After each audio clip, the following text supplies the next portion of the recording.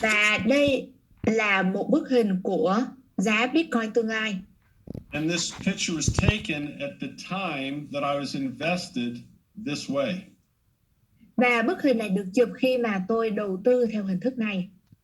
So let's get rid of that and put it over here safely on my board. Rồi ở đây tôi sẽ để nó lên màn hình của mình. And let's look at a chart of Bitcoin at the time. Và chúng ta cùng nhau nhìn vào đồ thị của Bitcoin vào lúc đó. Now, I've been to many conferences where people show charts like this and act like they're magic. Và tôi đã đi tới rất là nhiều hội thảo khi mà người ta cho mọi người xem những cái đồ thị như thế này và làm như là nó có ma thuật vậy. I will tell you they are not magic. Tôi nói với bạn rằng đây không có ma thuật gì đâu. Here we have a range drawn in yellow. Ở đây chúng ta có một cái khoảng giá được vẽ ra bằng màu vàng. This is the standard deviation of Bitcoin. Và đây chính là cái độ phân kỳ chuẩn của Bitcoin. It shows us about where Bitcoin wiggles. Nó cho chúng ta thấy được là Bitcoin giao dịch ở trong khoảng nào. When it goes outside the standard deviation, it's usually not very far. Thông thường khi mà giá Bitcoin có đi ra ngoài cái khoảng phân kỳ chuẩn này thì nó cũng không đi quá xa. Now this purple line right here Và cái đường màu tím ở đây shows the standard deviation that's likely over the next 30 days. cho chúng ta thấy được là giá của nó có thể đi như thế nào, trong xác suất là nó sẽ đi như thế nào trong 30 ngày tới. Well, it's possible for Bitcoin to surpass 80. Thì Bitcoin có khả năng sẽ tăng hơn 80.000. It probably wouldn't do it by very, very far. Nhưng mà nó có thể sẽ không đi quá xa đâu. And the chances are that it will probably stay somewhere in this range. Và xác suất cao là nó sẽ nằm ở trong khoảng này. Certainly it's in an upward trend. Và hiển nhiên rằng là nó đang ở trong cái xu hướng đi lên. But to get to $80,000 is not likely. Nhưng để lên được tới 80.000 thì xác suất cao là không. Now let's take a look at a account that trades options on Bitcoin. Rồi ở đây chúng ta hãy cùng nhau xem một tài khoản mà có giao dịch quyền chọn cho Bitcoin. This is a real account that I use for teaching. Và đây là một tài khoản thật tôi dùng để giảng dạy. So in it I have one Bitcoin here. Và ở đây là tôi có một Bitcoin. And I have one Ethereum here. Và trên đây là tôi có một Ethereum. And a small amount of cash for extra. Và một ít tiền mặt ở đây. Right here, if I go to the Bitcoin side, you can see Bitcoin's about $60,000. Và ở đây khi mà tôi vào phần Bitcoin, bạn có thể thấy giá Bitcoin là khoảng 60.000 đô. And you can see here I've sold, I have a position of 100 contracts.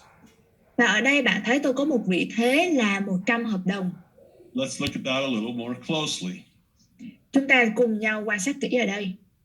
So if you were to draw my financial statement, thì khi mà bạn vẽ báo cáo tài chính của tôi, you would see one Bitcoin right here. Bạn sẽ thấy ở đây tôi có một Bitcoin. No liabilities because there's no debt. Không có nợ ở đây. Just a Bitcoin sitting there. Chỉ là có một Bitcoin nằm ở trong cột tài sản. But I have made a promise to sell at $80,000. Và tôi đưa ra một lời hứa để bán Bitcoin này với giá 80.000 đô. And I'm happy because I bought this much lower than $60,000. Và tôi rất là hài lòng bởi vì tôi đã mua Bitcoin này với giá thấp hơn là 60.000 đô nhiều. And this is good until November 26th. Và cái hợp đồng này, cái bản cam kết này sẽ có giá trị tới ngày 26 tháng 11. And so that's $2,300. Và tôi đã nhận được là 2.300 đô. Of income I get on my Bitcoin for promising to sell it at a high price. Thu nhập mà tôi nhận được từ cam kết này bằng cách hứa rằng sẽ bán Bitcoin với giá 80.000 đô vào ngày 26 tháng 11. So where most people are trying to hope Bitcoin goes up or down a lot, và trong khi đại đa số mọi người cố gắng giữ Bitcoin và kỳ vọng là giá tăng hay giá giảm, I'm going to say that what's most likely is that it will stay in a range. Và tôi nói rằng là xác suất cao là nó sẽ nằm ở trong khoảng này. Hopefully it goes up a little bit. Và hy vọng rằng là nó sẽ tăng lên một ít. And maybe it does get past 80,000. Time will tell. Và có thể là nó sẽ vượt qua ngưỡng 80.000, thời gian sẽ cho chúng ta biết. But what I love is that I'm getting income no matter what. Nhưng điều tôi thích là tôi sẽ nhận được khoản thu nhập này cho dù chuyện gì xảy ra đi chăng nữa. Most people do not know how to generate income and cash flow from their Bitcoin holdings. Đại đa số mọi người không biết cách tạo ra thu nhập từ số lượng Bitcoin mà mình nắm giữ. That really allows me to do all three. Và điều này cho phép tôi làm cả ba thứ.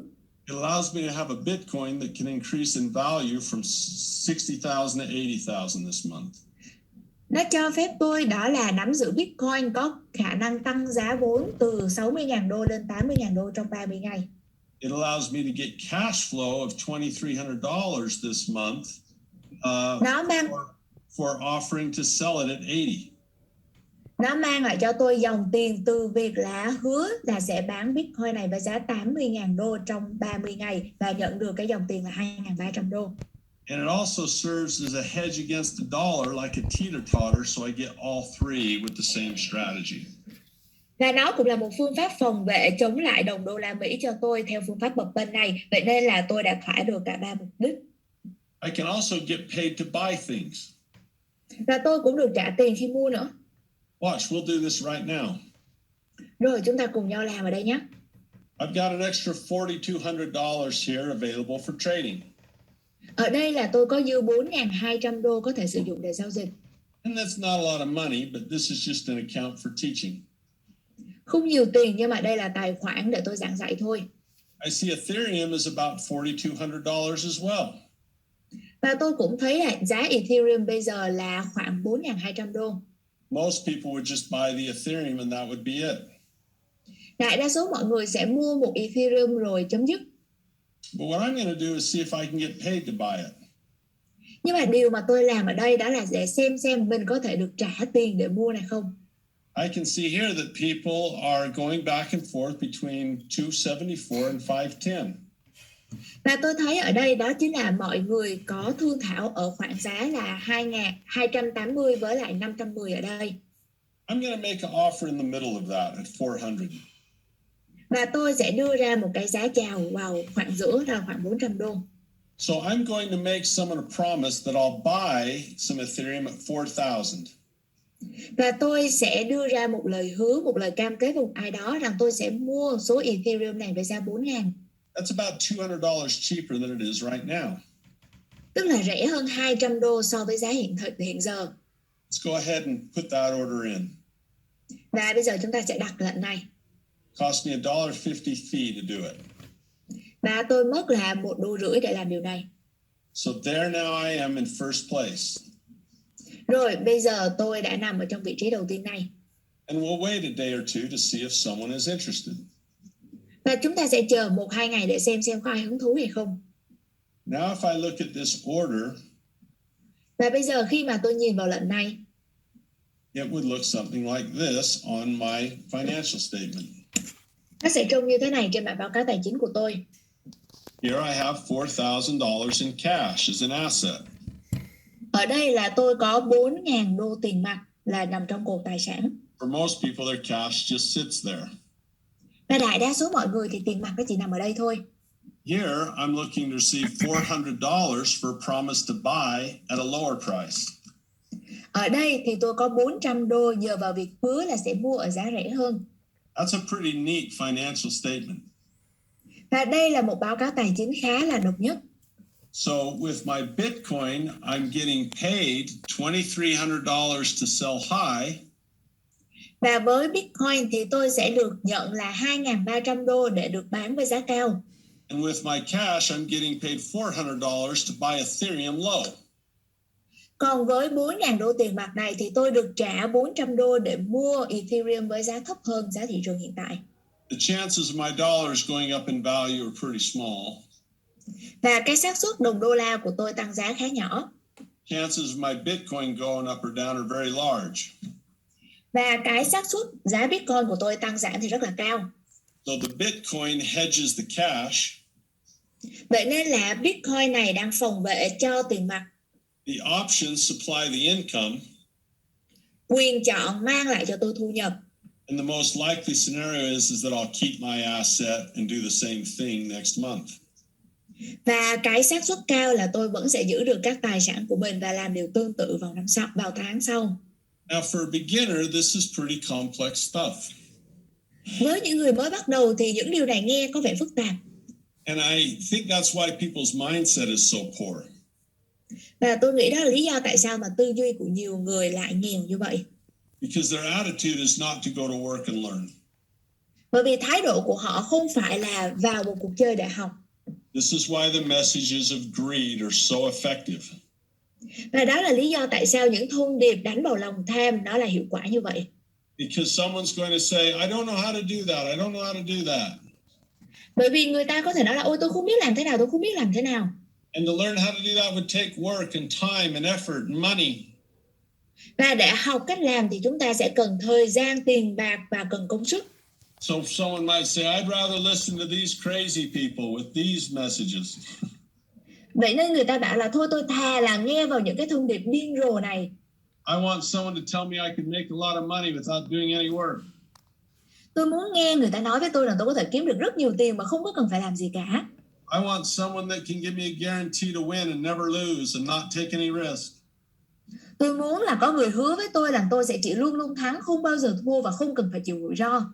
Maybe now you understand why I started with mindset. Và có thể bây giờ bạn đã hiểu tại sao tôi lại bắt đầu bằng tư duy. It is so important to have the proper mindset. Rất quan trọng là bạn cần phải có một cái tư duy đúng đắn. Now there's much more we can do. Và có nhiều điều hơn nữa mà chúng ta có thể làm.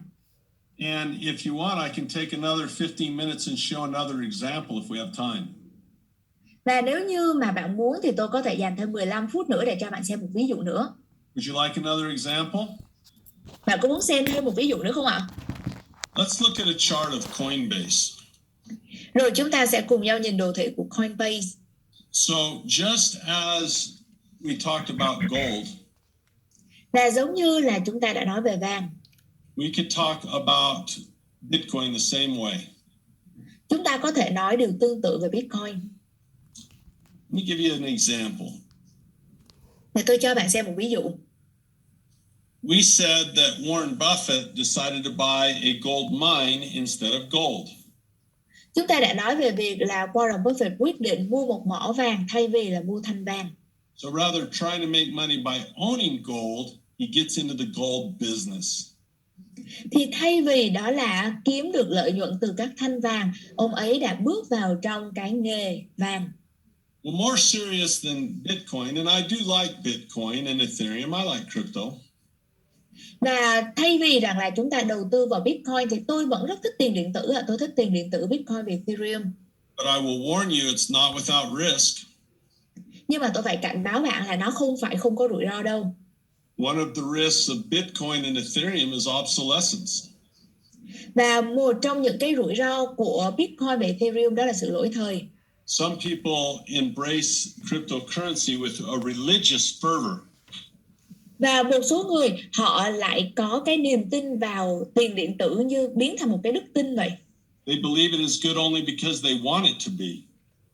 Và họ tin rằng là nó tốt bởi vì họ muốn tin rằng nó tốt. But I remember back in the 1990s, Nhưng mà tôi vẫn nhớ vào thời năm 1990, there was a company called Netscape. có một công ty tên là Netscape. And Netscape provided the first browser in which people could surf the web.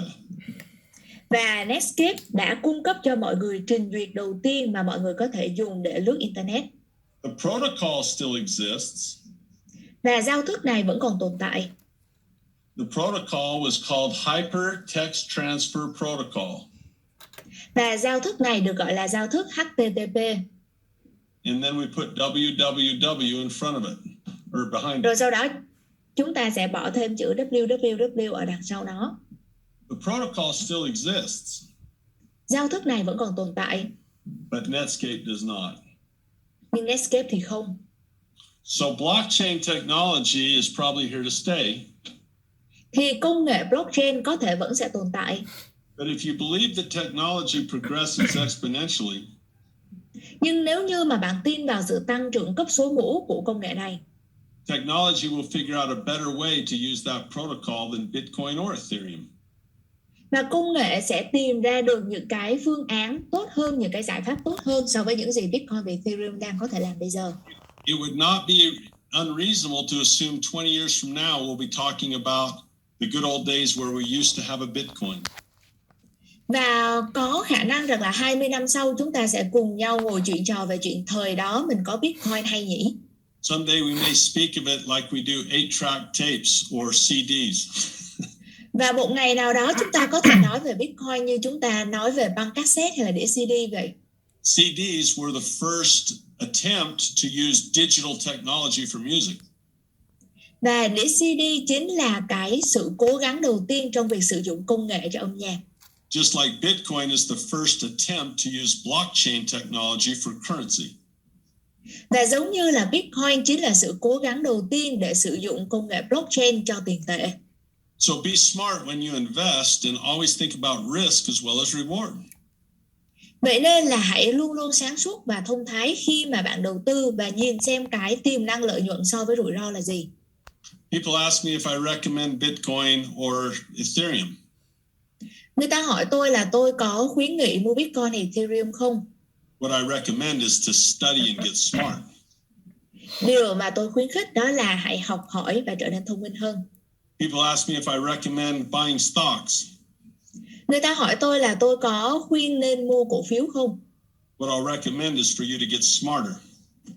Điều mà tôi khuyên đó là các bạn hãy trở nên thông minh hơn. People ask me if I recommend real estate. Người ta hỏi tôi là tôi có khuyến khích là mua bất động sản không? What I recommend is to get smart about real estate. Và điều mà tôi khuyến nghị đó là hãy trở nên thông minh hơn trong lĩnh vực bất động sản. There will be people that win in Bitcoin and lose, people that win in stocks and lose, and people that win in real estate and lose. Sẽ có người thắng ở trong Bitcoin, có người thua, có người thắng ở trong cổ phiếu cũng có người thua, có người thắng ở trong bất động sản cũng có người thua. The difference between the winners and losers will be their mindset and their education. Sự khác biệt giữa người thắng và người thua sẽ là kiến thức của họ và tư duy của họ. So one person might buy a Bitcoin Thì một người có thể là mua một Bitcoin and hope it goes up and down. và hy vọng là giá tăng hoặc giảm. And they're going to have to be right in their guess. Và họ cần phải đúng trong cái sự dự đoán của mình. Another person might buy shares in Coinbase. Một người khác có thể mua cổ phiếu của Coinbase. And it might go up and down. Và giá có thể tăng, có thể giảm. But if it keeps going well, it'll probably pay a dividend someday. Nhưng nếu như mà công ty này cứ tiến triển tốt thì có thể một ngày nào đó sẽ trả cổ tức. But what's different about Coinbase is it will grow based on if more people get involved in Bitcoin, not necessarily if Bitcoin goes up. Nhưng mà sự tăng trưởng của Coinbase sẽ phụ thuộc vào việc là ngày càng có nhiều người tham gia vào trong tiền điện tử, chứ không hẳn là phụ thuộc vào việc giá của Bitcoin tăng hay giảm. Coinbase makes money on the exchange of Bitcoin, not its value. Vậy nên là Coinbase kiếm được lợi nhuận từ việc giao dịch tiền điện tử, giao dịch Bitcoin, chứ không phải từ việc giá Bitcoin tăng hay giảm. So if you believe more and more people are going to be using cryptocurrencies, vậy nên nếu như mà bạn tin rằng là sẽ ngày càng có nhiều người tham gia vào thị trường tiền điện tử, maybe a person considers going into the business of crypto rather than crypto itself, or at least in addition to. thì bạn có thể xem xét về việc là tham gia vào trong các công ty có tham gia vào tiền điện tử thay vì là mua chính tiền điện tử đó. There are many pathways to reach a goal. Có rất là nhiều con đường để đi đến mục tiêu của mình. Be cautious of being dogmatic. Và bạn cần phải biết được là mình muốn đi đường nào. Be cautious of just buying into something and getting emotionally attached to it. Hãy cẩn trọng trong việc là cứ mua một cái gì đó và bị quá nhạy cảm, quá xúc động về nó. People should be emotionally invested in their spouse and their children, not emotionally invested in their investments. Người ta nên đầu tư cảm xúc của mình vào trong gia đình, vào trong người bạn đời, vào trong con cái của mình, chứ không phải là vào trong các sản phẩm tài chính. So I'm very, very grateful to the Babylon's group. Vậy nên là tôi rất là biết ơn ban tổ chức Babylon. I've had a great relationship with them for a long, long time.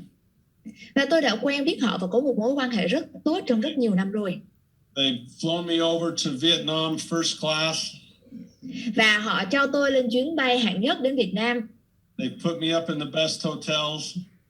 Và họ cho tôi ở trong khách sạn tuyệt vời nhất. They've treated me and my family like kings. Và họ đối xử với tôi và gia đình của tôi như vua chúa vậy. So I'm very grateful to the entire team and the love and kindness that they've shown me as a teacher. Vậy nên tôi rất là biết ơn cho toàn bộ ban tổ chức Babylon về những điều mà họ đã tình cảm họ dành cho tôi và cách họ đối xử với tôi. I have students in 108 countries. Và tôi có các học viên của mình ở khắp 108 quốc gia. And I serve them through something called the Cash Flow Academy. Và tôi phụng sự họ qua một cái tôi gọi là học viện Cash Flow, học viện dòng tiền. We don't really look to attract every student. Và chúng tôi không kỳ vọng là chào đón và cố gắng thu hút tất cả các học viên. To be in the Cash Flow Academy, someone must have a sound temperament. Để tham gia vào trong học viện dòng tiền thì bạn cần phải có cái tư duy đúng đắn. They must love the process as much as they love the idea of result. Và họ cần phải hứng thú và đam mê vào quy trình nhiều như là họ nhắm tới cái đích đến cuối cùng, kết quả của mình. They must come to me with honesty and sincerity about their goals and their desire to learn. Và họ cần phải đến với sự trung thực và chân thành về những điều mà họ muốn học hỏi. In turn, what we do for our students is also three things. Và đổi lại, điều mà chúng tôi mang đến cho các học viên của mình cũng là 3 điều. We make investing and learning about investing a lot of fun. Chúng tôi biến việc đầu tư cũng như là việc học hỏi về đầu tư trở nên vui vẻ. We work with students on a monthly basis to make it simple. Chúng tôi làm việc với các học viên của mình hàng tháng để đảm bảo rằng mọi thứ trở nên đơn giản. And the things that we teach our students are real, not just things that hype people up. Và tôi dạy cho các học viên của mình những thứ thật sự chứ không phải chỉ là những cái điều hào nhoáng. One of the things we do for the Babylon's group and no one else in the world. Và một điều đặc biệt mà chúng tôi làm cho những khách hàng của Babylon mà không ở đâu khác Is we have a monthly coaching call. Đó là chúng tôi có chương trình coaching hàng tháng. So I allow people to take my 4 pillars course and learn how I make decisions. Và tôi cho phép các học viên của mình tham dự khóa học 4 cột trụ trong đầu tư. And then I let them be with my number one trainer, Corey Halliday, and they learn how to do it once a month with real trades. Và tôi cũng đã có Corey Holiday, đó chính là một trong những người huấn luyện viên hàng đầu của tôi để có thể hỗ trợ và coaching hàng tháng cho các học viên của mình. Many of you might wonder how I make these decisions in my financial statement. Và một số bạn có thể thắc mắc rằng là tôi đã đưa ra quyết định trong những báo cáo tài chính của mình như thế nào. I have 4 areas of study that I use to make decisions. Và tôi có 4 yếu tố mà tôi nghiên cứu để đưa ra quyết định. It takes me about 20 hours to teach other people how to do that. Và cần khoảng 20 tiếng đồng hồ để hướng dẫn cho mọi người cách làm điều tương tự. And so I provide my training to people that are sincere and honest about wanting to learn. Vậy nên tôi cung cấp những kiến thức giáo dục này cho những người chân thành muốn học hỏi. And then I invite them to participate in our monthly Vietnam coaching call with Corey Halliday. Và sau đó tôi mới mời các học viên của tôi tham dự chương trình coaching hàng tháng cùng với người coach hàng đầu của tôi, đó là Corey Halliday. Someone might say that in my classes is where people learn it. Và mọi người thường bảo rằng là lớp học của tôi, các khóa học của tôi là chỗ mọi người học. And in Corey's classes, they learn how to do it. Và ở trong các buổi coaching cùng với lại Corey thì mọi người học cách hành, tức là học cách làm. We learn it and then we do it. Chúng ta học và chúng ta hành. And we practice and practice and practice. Và chúng ta luyện tập rồi luyện tập. So we said we were going to try and accomplish 3 things together. Và chúng ta có nói rằng chúng ta sẽ cùng nhau cố gắng đạt được 3 mục tiêu. We said we were going to talk about the importance of mindset, hard work, having a proper temperament. Chúng ta nói về việc rằng là chúng ta cần phải có một tư duy đúng đắn, chịu bỏ công sức, kiên trì và có được cái trí tuệ lành mạnh. I hope I've given you some things to think about or perhaps reminded you about the importance of mindset. Và tôi hy vọng rằng tôi đã đưa bạn một số những cái ý tưởng cũng như là một số lời nhắc nhở khi mà chúng ta làm việc với tư duy của mình. The second thing we said we were going to do is talk about a blueprint. Và điều thứ hai chúng ta có nói tới đó là nói về tấm bản đồ thiết kế. We took a moment, looked at some examples of a blueprint that had capital gain. Và chúng ta đã dành thời gian để nói về những tấm bản đồ thiết kế mang lại cho bạn sự tăng vốn. Investments that provided new cash flow. Những khoản đầu tư có thể mang lại cho bạn dòng tiền mới. And investments that protected other investments as a hedge. Và những khoản đầu tư để bảo vệ các khoản đầu tư khác dưới cơ nghĩa là khoản phòng vệ. So I hope I was able to give you some things to think about concerning a blueprint, not just running around saying, I want to be rich, I want to be rich. Và tôi hy vọng rằng là tôi đã mang lại cho bạn một cái góc nhìn mới, rằng bạn cần phải có một tấm bản đồ thiết kế thay vì là cứ chạy bên ngoài và nói rằng tôi muốn giàu có, tôi muốn giàu có. And then finally, I gave you some examples of what I do in my own trading with stocks, Bitcoin, gold, real estate. Those are the types of things I've learned, and those are the things that as a student, I share as a teacher to others. Và tôi cũng đã cho bạn xem một số ví dụ mà tôi đã thực hiện ở trong tiền điện tử, Bitcoin cũng như là trong các cổ phiếu. Và đây là những cái kiến thức thực tế, những ví dụ thực tế mà tôi giảng dạy, tôi hướng dẫn chia sẻ cho các học viên của mình. With the Babylon's group has been a very healthy one. It's been a nice one. And we've been able to help many students trade from really anywhere in the world, to learn about the U.S. market, to learn about some of these options that I've spoken about. And as I said before, over here in my 4 Pillars class is where we learn. Và như tôi đã nói, đó là ở trong tôi đã có mối quan hệ rất là tuyệt vời cùng với lại ban tổ chức Babylon, và tôi đã có những cái khóa học và hỗ trợ cho các học viên của Babylon rất nhiều về những cái chứng khoán Mỹ cũng như là các giao dịch hợp đồng quyền chọn như thế nào. Và như tôi đã nói trong các khóa học của mình, đó là nơi các bạn sẽ học. That was impressive. And over here is where we do it. Và ở phía bên những cái chương trình coaching hàng tháng, đó chính là nơi chúng ta hành. Normally, we do this for a couple of $1,000 US. Và thông thường đó là các khóa học này sẽ có học phí vài ngàn đô la Mỹ. But we have a special with the Babylon's group that allows people to participate in these programs for $997. Nhưng mà chúng tôi có một ưu đãi đặc biệt dành cho các học viên của Babylon. Mọi người có thể tham gia với học phí chỉ có 997 đô.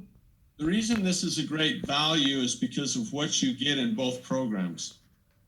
Và lý do mà chương trình này vô cùng giá trị, đó là những giá trị mà bạn sẽ nhận được trong cả hai phần. Let me just spend 1 minute describing what you'll be learning in each pillar. Và hãy để tôi dành 1 phút để có thể mô tả tổng quan những điều bạn sẽ học được ở trong từng cột trụ này. The 4 pillars of investing are how I make decisions. 4 cột trụ trong đầu tư là cách mà tôi đưa ra tất cả các quyết định của mình. The first pillar shows us how to analyze a company. Và cột trụ đầu tiên chỉ cho bạn biết cách để bạn có thể phân tích một công ty. Just like you and I have income, expenses, assets and liabilities, companies, real estate projects, everyone has this. Và giống như việc là mỗi cá nhân tôi và bạn đều có bản báo cáo tài chính, có thu nhập, chi phí, tài sản và nợ, thì tất cả các công ty, các dự án đều có bản báo cáo tài chính như vậy. Most of the decisions I make grow out of studying something called fundamental analysis. Và hầu hết các quyết định tôi đưa ra đều bắt nguồn từ một cái gọi là phân tích nền tảng.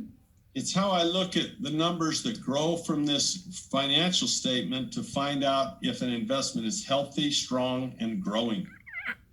Tôi nhìn vào các số liệu ở trong các bản báo cáo tài chính này để có thể biết được rằng đây liệu có phải là một khoản đầu tư vững mạnh và đang tăng trưởng ổn định hay không. The good news is this works for any investment anywhere in the world. Và điều tuyệt vời là cái phương pháp này có thể áp dụng cho bất kỳ doanh nghiệp nào ở bất kỳ đâu trên thế giới. It doesn't matter if a company is in China, Brazil, the United States, Russia, or Iceland. Thì cho dù rằng là đây là một công ty đến từ Trung Quốc, Brazil, ở Mỹ hay là ở bất kỳ đâu. Just like in Vietnam, companies have to have income and expenses, assets and liabilities. Và cũng như là ở Việt Nam, công ty nào cũng cần phải có thu nhập, chi phí, tài sản và nợ. Without those things, no company on earth can be successful in any culture or language. Và không có những điều này thì không có công ty nào có thể thành công dù ở bất kỳ quốc gia nào hay bất kỳ nền văn hóa nào. So in the Four Pillars class, I'm going to be sharing with you my criteria for what I look for before I choose a company or a stock to invest in. Vậy nên trong khóa học 4 cột trụ của đầu tư này, ở trong phần phân tích nền tảng, tôi sẽ hướng dẫn cho bạn tất cả những điều mà tôi xem xét để đánh giá một công ty và quyết định liệu mình có nên đầu tư công ty này hay không. You'll notice we also talked about a few stock charts today. Và bạn để ý là ngày hôm nay chúng ta cũng có nói về một số các đồ thị cổ phiếu. This is called technical analysis. Và phần này được gọi là phân tích kỹ thuật. Technical analysis is your ability to see trends and channels. Phân tích kỹ thuật giúp cho bạn có thể nhìn thấy được xu hướng và các kênh. To understand candlestick patterns and other indicators. Để bạn có thể hiểu được đồ thị nến cũng như các mô hình khác. So I'm going to show you my criteria for reading stock charts. Và tôi cũng sẽ chia sẻ với bạn các tiêu chuẩn để đọc đồ thị của tôi. Now cash flow is about positioning. Và cash flow, dòng tiền, là cách mà chúng ta đặt các vị thế. We want to know how to make a capital gain. Chúng ta sẽ học cách làm thế nào để tăng trưởng giá trị vốn. We want to know cash flow. Và làm thế nào để tăng trưởng dòng tiền. We talked about all of these things. Maybe I'll just make it smaller. Và chúng ta sẽ nói về tất cả các phần này để tôi thu nhỏ lại cho bạn dễ nhìn. We talked about how to build a position of cash flow and a blueprint. Chúng ta nói về việc làm thế nào để xây dựng bản đồ thiết kế của mình và tạo ra được dòng tiền đều đặn. Finally is risk management. Cuối cùng đó chính là phần quản trị rủi ro. This is where we have an alternate plan in case things change and we adjust. Và đây là lúc mà chúng ta lên một cái kế hoạch B cho mình trong trường hợp mọi thứ không đi như định liệu và chúng ta sẽ có thể thay đổi. There are times that I'm wrong in my predictions. Có những lúc dự đoán của tôi sai. Any investor who says they're never wrong is not telling the truth. Bất kỳ nhà đầu tư nói rằng họ không bao giờ sai thì họ đang không nói thật. So each one of us must have a plan of action for when we're wrong. Vậy nên mỗi người trong chúng ta đều cần phải có một bản kế hoạch hành động khi mà mình sai. So I'm going to share with you my personal rules for risk management. Để tôi chia sẻ và tôi sẽ chia sẻ cho bạn nghe những nguyên tắc quản trị rủi ro của tôi. So I'm giving you my 4 pillars of investing. Và tôi sẽ mang đến cho bạn đó là 4 cột trụ của tôi trong đầu tư. And this is where I expect you to learn it. Và đây là phần tôi kỳ vọng bạn sẽ học. They're done on video, so you can watch them over and over and over again. Và đây là những khóa học qua các video, bạn có thể xem đi xem lại bao nhiêu lần tùy muốn. And my style is the same as what you see here. I draw a lot of pictures. Và phong cách của tôi cũng giống như những gì mà bạn thấy ở đây, tôi vẽ rất là nhiều hình ảnh. Over here is where you practice to do it. Và ở phía bên đây là phần mà bạn luyện tập, phần mà bạn thực hành. So the Babylon group has been very supportive. Và ban tổ chức Babylon luôn luôn hỗ trợ hết mình. In their willingness to offer translation for my lead trainer Corey. Và họ cũng cung cấp cả phiên dịch cho cái nhà đào tạo hàng đầu của tôi, Corey. Without the Babylon's group, this would not happen. Không có ban tổ chức Babylon thì chuyện này sẽ không thể xảy ra được. While I have students in 108 countries, tất cả các học viên của tôi ở 108 quốc gia, only the Babylon's group is offered to help with translation. chỉ có duy nhất ban tổ chức Babylon là cung cấp dịch vụ phiên dịch cho các học viên. Normally, for a program like this, we charge $2,000 US. Thông thường cho một chương trình như thế này, học phí đầu tư của chúng ta là $2,000. We're giving this to you for $997 today. Nhưng học phí ưu đãi đặc biệt dành cho các bạn ngày hôm nay là $997. So with that explanation of what we do, và đó chính là phần mô tả những điều mà chúng ta sẽ học được trong học viện.